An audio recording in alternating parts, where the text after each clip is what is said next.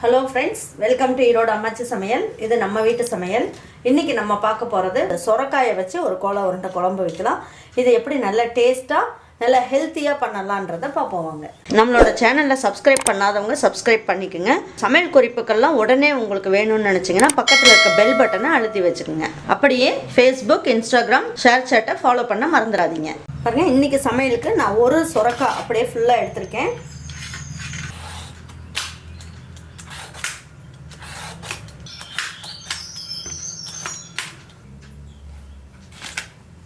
இந்த சொரக்காயை நான் வந்து என்ன பண்ணேன், நம்ம தோலெல்லாம் சீவறதுக்கு முன்னாடியே நம்ம வந்து தண்ணியில் கழுவிட்டோம். இதுக்கப்புறம் நம்ம தண்ணியில் கழுவணும்னு அவசியம் கிடையாது. விதையெல்லாம் வந்து நல்லா முத்தலாக இல்லாமல் நல்லா பிஞ்சாக இருந்ததுன்னா அப்படியே நீங்கள் சீவிக்கலாம்.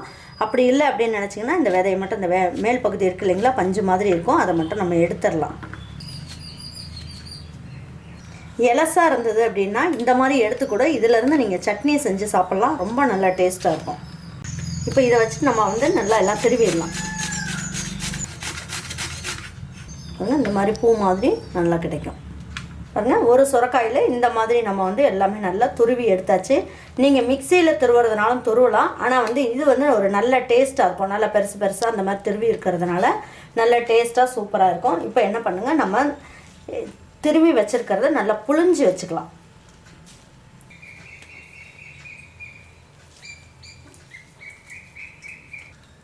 ஏன்னா இந்த தண்ணியோடு நீங்கள் போட்டிங்கன்னா நம்ம கடலைப்பருப்பை அரைச்சி நம்ம செய்யும் போது என்னாகும், நமக்கு வந்து ரொம்ப தளர்த்தி ஆயிரும்.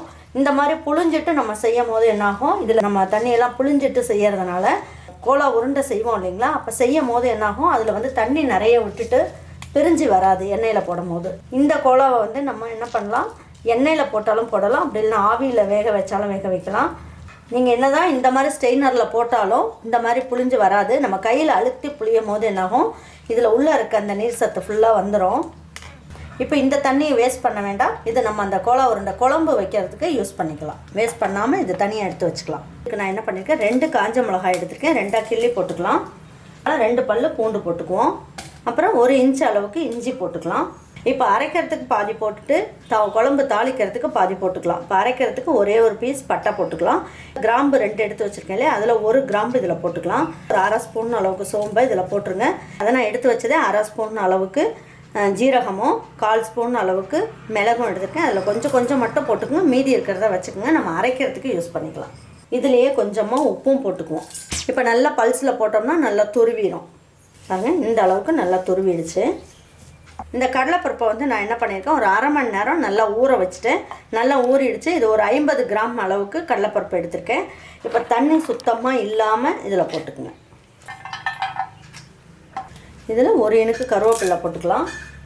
கொஞ்சமாக கொத்தமல்லி இலையை பிச்சு போட்டுக்கலாம். இப்போ இதில் தண்ணியெலாம் எதுவுமே ஊற்றக்கூடாது, அப்படியே அரைச்சிக்கலாம் பாருங்கள். இந்த அளவுக்கு கரகரப்பாக அரைச்சா போதும். இப்போ இது எல்லாமே ஒன்றா போட்டுக்கலாம். இதில் ஒரு உருண்டை அளவுக்கு தேவையான அளவுக்கு பருப்பு எடுத்துக்கங்க. அந்த குழம்புல கொஞ்சம் கரைச்சி விட்டோம் அப்படின்னா குழம்பு கொஞ்சம் திக்காக நிறையா கிடைக்கும். பாருங்கள் இதில் நான் என்ன பண்ணியிருக்கேன், சின்ன வெங்காயத்தை கொஞ்சம் பொடியாக கட் பண்ணிக்கலாம். கட் பண்ணிவிட்டு இல்லை அப்படி இல்லைன்னா கொஞ்சம் பெருசாக இருந்ததுன்னா இந்த மாதிரி கையிலே வச்சு இப்படி மசிச்சு விட்டு போட்டுக்கலாம். நல்லாயிருக்கும் டேஸ்ட்டு.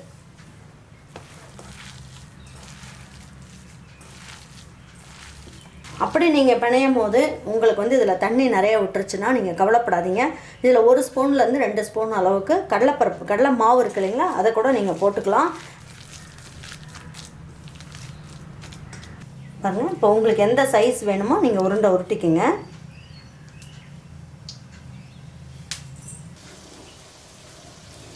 இதே மாதிரி எல்லா உருண்டைகளையும் நம்ம உருட்டி எடுத்து வச்சுக்கலாம். இப்போ எண்ணெயில் போட்டு எப்படி பொரிக்கலான்றதை பார்ப்போம் வாங்க. நல்ல எண்ணெய் காஞ்சிருச்சு. காஞ்சதுக்கப்புறம் மீடியம் ஃப்ளேமில் வச்சுக்கலாம். அப்போ மேலே உள்ளெல்லாம் நல்லா வேகும்.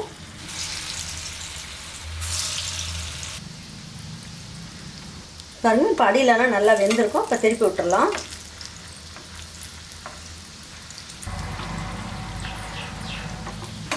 பாருங்க நல்லா வெந்துருச்சு. இப்போ இதை வந்து ஒரு தட்டுக்கு மாற்றிக்கலாம்.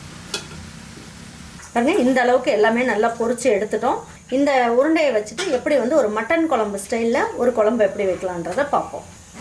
பாருங்கள் இப்போ நான் பொரிச்ச எண்ணெய் இருக்குது இல்லைங்களா, அந்த எண்ணெயிலேருந்து ஒரு 1/2 ஸ்பூன் அளவுக்கு எண்ணெய் ஊற்றிக்கலாம். இப்போ மசால் ஒன்று அரைச்சிக்கலாம். இதில் ஒரே ஒரு ஏலக்காய் போட்டுட்டு 1 பீஸ் அளவுக்கு பட்டை போட்டுக்கலாம். ஒரே ஒரு கிராம்பு போட்டுக்குவோம். ஒரு 1/4 ஸ்பூன் அளவுக்கு சோம்பு. இதுலேயே 1/4 ஸ்பூன் அளவுக்கு மிளகு, 1/4 ஸ்பூன் அளவுக்கு ஜீரகம். இதில் 2 பல்லு பூண்டு போட்டுக்கலாம். இதில் ஒரு 10 சின்ன வெங்காயம் எடுத்து வச்சுருக்கேன், அதையும் போட்டுக்கலாம். ஒரு இனுக்கு கருவேப்பிலை, கொஞ்சமாக கொத்தமல்லி இலை.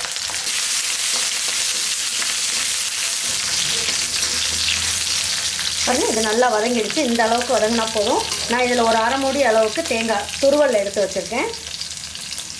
பாருங்கள், இப்போ வந்து நம்ம அந்த உருண்டை அரைச்சோம் இல்லைங்களா, அதிலேருந்து இந்த சைஸ்க்கு மட்டும் எடுத்துக்கலாம். இதோடையே போட்டு நம்ம அரைச்சிக்கலாம்.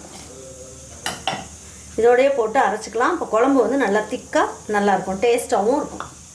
பாருங்கள், இதை வந்து நல்லா பல்ஸில் போட்டுட்டு நல்லா தண்ணி ஊற்றி நல்லா நைஸாக அரைச்சி எடுத்து வச்சுக்கலாம். இப்போ குழம்பு எப்படி வைக்கலான்னு பார்ப்போம். இன்னும் 1 டேபிள் ஸ்பூன் அளவுக்கு எண்ணெய் ஊற்றிக்கலாம். பாருங்கள், எண்ணெய் நல்லா காஞ்சிருச்சு. 1/2 ஸ்பூன் அளவுக்கு கடுகு போட்டுக்கலாம். பாருங்கள், இதில் 2 இனுக்கு கருவேப்பிலை போட்டுக்கலாம். ஒரு 5 சின்ன வெங்காயத்தை நல்லா பொடியாக கட் பண்ணி வச்சுருக்கேன், அதையும் போட்டுக்கலாம். இதில் ஒரே ஒரு பச்சை மிளகாய் எடுத்து வச்சுருக்கேன், லேசாக கீறிட்டு போட்டுக்கலாம். இதில் நான் 2 தக்காளி எடுத்து வச்சுருக்கேன்.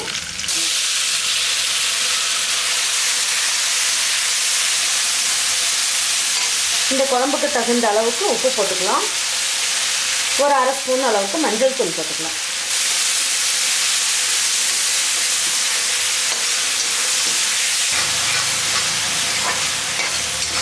இப்போ தக்காளி வந்து இந்த அளவுக்கு நல்லா வதக்கி வச்சு டேபிள் ஸ்பூனில் 1/2 ஸ்பூன் அளவுக்கு குழம்பு மிளகாய் தூள் போட்டுக்கலாம். குழம்பு மிளகாய் தூள் இல்லைன்றவங்க 1 ஸ்பூன் அளவுக்கு ரெட் சில்லி பவுடரும் 1/2 ஸ்பூன் அளவுக்கு மல்லித்தூளும் போட்டுக்கோங்க. சுரக்காயில் இருந்த தண்ணி, இந்த தண்ணியை வேஸ்ட் பண்ண வேண்டாம், அதையும் இதிலே ஊற்றிடலாம். இப்போது இந்த மசால் வந்து பச்சை வாசம் போகிறதுக்கு தேவையான அளவுக்கு தண்ணி ஊற்றிடலாம். இப்போ வந்து ஒரு 300 ml அளவுக்கு தண்ணி ஊற்றிருக்கேன். இது கொஞ்சம் நல்லா கொதிக்கட்டும். பாருங்கள், இப்போ எடுத்து பார்க்கலாம். பாருங்கள், இந்த அளவுக்கு நல்லா கொதிச்சா போதும். இப்போ நம்ம அரைச்சி வச்சுருக்க மசாலெல்லாம் ஊற்றிடலாம். பாருங்கள், இதில் ஒரு 200 ml அளவுக்கு தண்ணி ஊற்றிக்கிங்க. ஊற்றி இதிலே ஊற்றிடலாம்.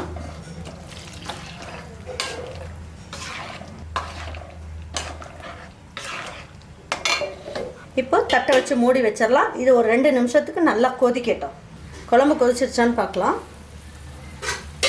நல்லா கொதிச்சிட்ருக்கு. இப்போ இந்த ஸ்டேஜில் என்ன பண்ணலாம், நம்ம பொரிச்சு எடுத்து வச்சுருக்க இந்த கோலா எல்லாத்தையும் இதில் போட்டுடலாம். நல்ல டேஸ்ட்டாக சூப்பராக இருக்கும்.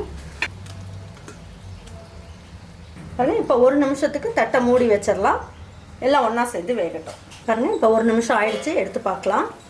பாருங்கள், உருண்டைங்கள்லாம் நல்லா வெந்துருச்சு. இப்போ ஏன்னா மீதி இருக்க கொத்தமல்லி இருக்குது இல்லைங்களா, ஃபைனலாக கொஞ்சமாக போட்டோம்னா இன்னும் கொஞ்சம் நல்ல ஸ்மெல் வந்து சூப்பராக இருக்கும். இப்போ பாருங்கள், இதில் 1 இனுக்கு கருவேப்பிலையும் போட்டு விட்டுறலாம்.